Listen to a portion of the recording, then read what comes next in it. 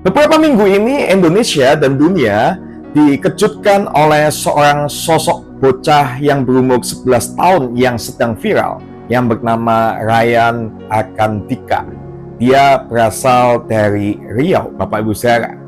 Nah, ia menjadi viral karena dia berdiri di ujung perahu pacu jalur dan di tengah arus deras lomba tradisional itu, ia menari dengan sangat tenang, penuh percaya diri, dan seolah dunia di sekelilingnya tidak bergetar sama sekali.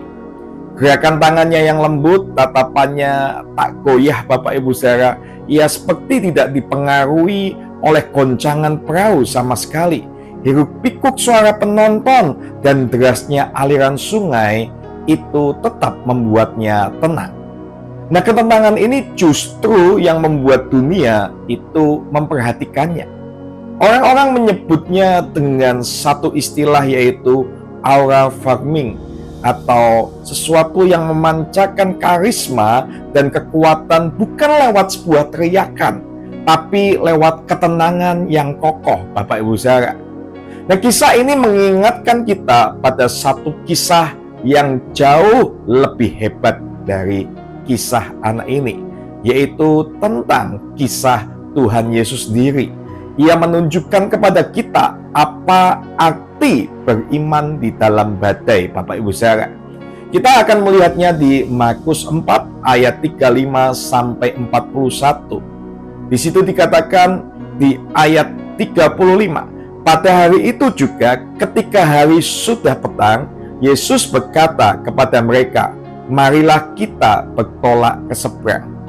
Dan pada saat itu Yesus mengajak murid-muridnya menyeberang ke sebuah danau, Bapak Ibu Saudara. Nah, ia tahu padahal bahwa akan terjadi yang namanya badai. Namun Tuhan Yesus itu tetap masuk ke dalam perahu bersama dengan mereka. Lalu di ayat ke-37 dikatakan seperti ini, "Lalu mengamuklah taufan yang sangat dahsyat dan ombak menyembur masuk ke dalam perahu, sehingga perahu itu mulai penuh dengan air." Kata Yunani untuk taufan di sini adalah lailaps. Artinya badai yang liar, yang tiba-tiba dan sangat membahayakan untuk nyawa, Bapak Ibu Saudara. Nah, ini bukan hanya goncangan kecil yang terjadi, tetapi ini adalah sebuah krisis antara hidup dan mati.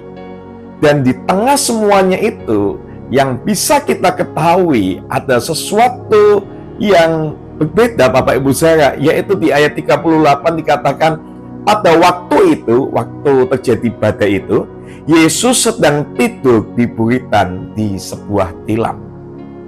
Nah, Yesus itu ternyata di tengah badai, dia malah tertidur, Bapak Ibu Saudara.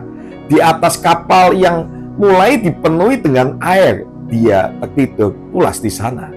Bukan karena ia tidak peduli, tetapi karena ia itu percaya sepenuhnya kepada Bapaknya, Bapak Ibu Saudara. Sikap Yesus ini, Bapak Ibu Saudara, adalah sikap ketenangan yang mungkin secara manusia tidak masuk akal karena di tengah sebuah goncangan. Tetapi kalau kita melihat, Bapak Ibu Saudara, Yesus mempunyai yang namanya iman di sini. Kalau kita melihat di ayat 39, maka ia bangun menghardik angin itu dan berkata kepada danau itu, "Diam, tenanglah." Lalu angin itu reda dan danau itu menjadi teduh sekali. Nah, Bapak Ibu Saudara, Yesus tidak hanya tenang, tapi dia membuat badai itu menjadi tenang. Ini bukan ketenangan yang pasif, tapi ketenangan yang aktif yang mengubah keadaan, Bapak Ibu Saudara. Dari sini ada 3 pelajaran iman yang bisa kita pelajari. Yang pertama adalah yang kita bisa pelajari dari kisah ini adalah Yesus hadir di tengah badai, bukan di luar badai. Dia memang tidak menjanjikan kehidupan kita orang Kristen itu bebas dari yang namanya badai, tapi dia menjanjikan kehadirannya itu ada di tengah-tengah kita, walaupun itu ada di dalam badai, Bapak Ibu Saudara. Nah, Bapak Ibu Saudara, Yesus tidak menghindari perahu yang tergoncang itu. dia masuk ke dalamnya, Bapak Ibu Saudara. Kalau saat ini mungkin kita ada di dalam badai kehidupan ini, kita ada di dalam masalah kehidupan ini, Bapak Ibu Saudara.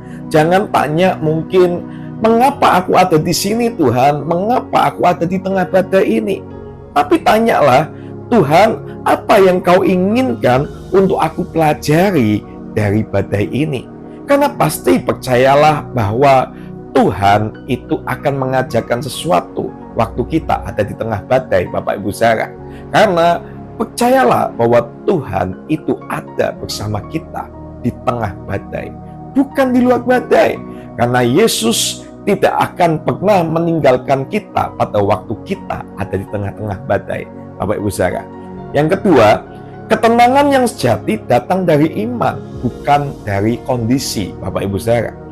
Yesus waktu itu tidur bukan sekedar karena dia lelah saja, tapi karena dia tahu siapa yang memegang kendali kehidupan di dunia ini, yaitu Bapaknya, Bapak Ibu Saudara. Nah, iman itu bukan menunggu badai itu berhenti, tetapi berdamai dalam badai karena tahu bahwa Tuhan itu hadir dalam kehidupan kita walaupun di tengah badai, Bapak Ibu Saudara. Dunia akan selalu kagum pada orang yang bisa tenang di tengah yang namanya kekacauan, karena itu langka, Bapak Ibu. Iman sejati tidak histeris di tengah krisis, Bapak Ibu Saudara.